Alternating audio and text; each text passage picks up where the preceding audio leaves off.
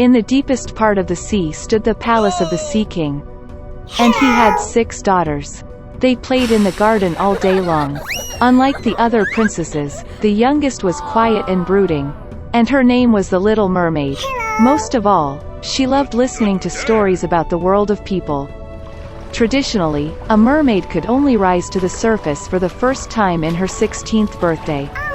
And now it's time to see the land and the youngest princess. She surfaced close to the ship, singing and music coming from the deck. This was the first time the princess saw the ship. In the cabin of the ship, the Little Mermaid noticed a handsome prince. For a long time she could not take her eyes off him. Suddenly, a violent storm began at sea. The prince's ship hit a rock and shattered into pieces. In complete darkness, lightning flashed, and the Little Mermaid saw the prince fall into the sea. She rescued him by bringing him ashore. Soon the prince was found by a girl passing by.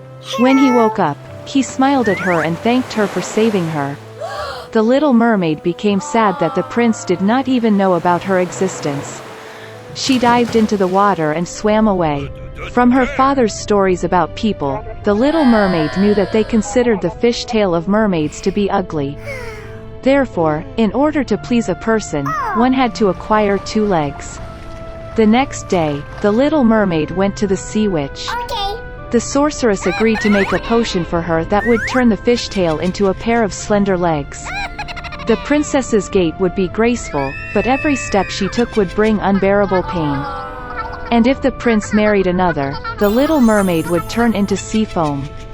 In return, the witch wished to take her wonderful voice from the girl.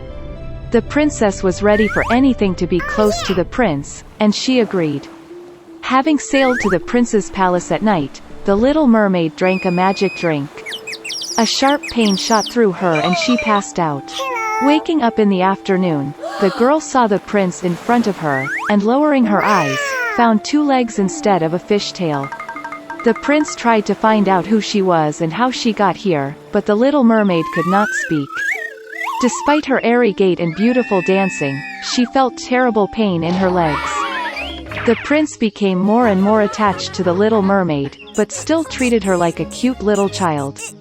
It never entered his head to make her his wife. Once the prince admitted that his heart is occupied by the one who saved him long ago on the shore, and they are going to get married. The Little Mermaid was very upset, but could not tell him the truth. When it was time for the wedding, the prince invited the Little Mermaid to go with the newlyweds on a honeymoon trip. A luxurious honeymoon tent is spread out on the deck of the ship. The Little Mermaid had one last evening left to be with the one for whom she left her home, gave her wonderful voice and endured endless torment every day. But he didn't even notice them. When silence fell on the ship, the Little Mermaid sat on the deck and waited for the first rays of the sun. Suddenly, near the ship, she noticed her sisters. They tearfully asked the witch to help save the princess from death. The sorceress gave them a sharp knife, with which the Little Mermaid was to pierce the heart of the prince. A drop of his blood would turn her legs into a tail, and she could return to the sea. The Little Mermaid looked into the tent, and saw there a sleeping couple in love. She did not find the strength to take the prince's life, and threw the dagger into the sea. With grief, the Little Mermaid threw herself into the water. But the kindness of the princess melted the heart of the wicked witch. The sorceress cancelled her spell, and the Little Mermaid again had a fishtail instead of human legs. Doomed by fate to lead a hectic life, Lemuel Gulliver again set off on a voyage on the adventure ship 2 months after returning home. But as soon as the ship passed the Strait of Madagascar, a storm overtook it. Strong gusts of wind carried the ship to an unknown land.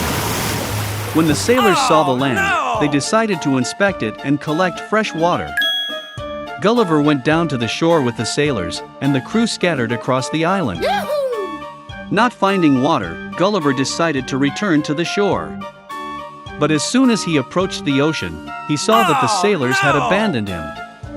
They were sailing away in full sail from the huge giant who was chasing them. Frightened, Gulliver rushed into the interior of the island.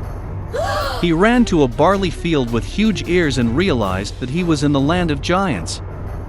Gulliver sat down to rest. But before he had time to catch his breath, he noticed a huge foot that was about to step on him. Gulliver started screaming as loudly as he could. And the giant noticed him. He lifted Gulliver with his hand, examined him intently, and carried the little man to the owner farmer. The farmer tried to speak to Gulliver, but his voice was so loud that it deafened the little man. Then the owner brought Gulliver home. At the house, the farmer's family was preparing for dinner. The little man was seated on a table where gigantic pieces of beef and bread lay. But before Gulliver had time to break off his bread, the farmer's son grabbed it upside down and began to shake it. He mistook Gulliver for a toy and tried to put it in his mouth. Then the father loudly threatened his son and asked him to treat the little man more carefully. Later, the farmer's 9-year-old daughter made a bed for Gulliver, sewed clothes for him, and even taught him the language of the giants. The girl gave Gulliver the name Grildrig, which meant dwarf. He called her a nanny. Gulliver aroused great interest among other giants, so the farmer began to show him at fairs for money. But frequent performances undermined Gulliver's health. Then the farmer happily sold the little man to the queen. So Gulliver moved to the palace and became the darling of the royal family. However, the court dwarf, who was no longer considered the smallest man in the kingdom, disliked Gulliver and ruined his life in every possible way. Once, when Gulliver was strolling through the garden, the dwarf began to coward the apple tree. And Gulliver had to escape from the falling giant apples. Oh no! And on another occasion, an agile dwarf pushed Gulliver into a huge jug of cream. And only the cook, who entered on time, saved the little man from inevitable death. But it wasn't just because of the dwarf that Gulliver got into trouble. So one morning during breakfast he was grabbed by the cook monkey. Like a cub, she began to rock Gulliver and then dragged him to the roof. The giants rushed to save the little man. And as soon as they climbed onto the roof, the monkey threw Gulliver off. Fortunately, he managed to catch onto the shingles and was safely rescued.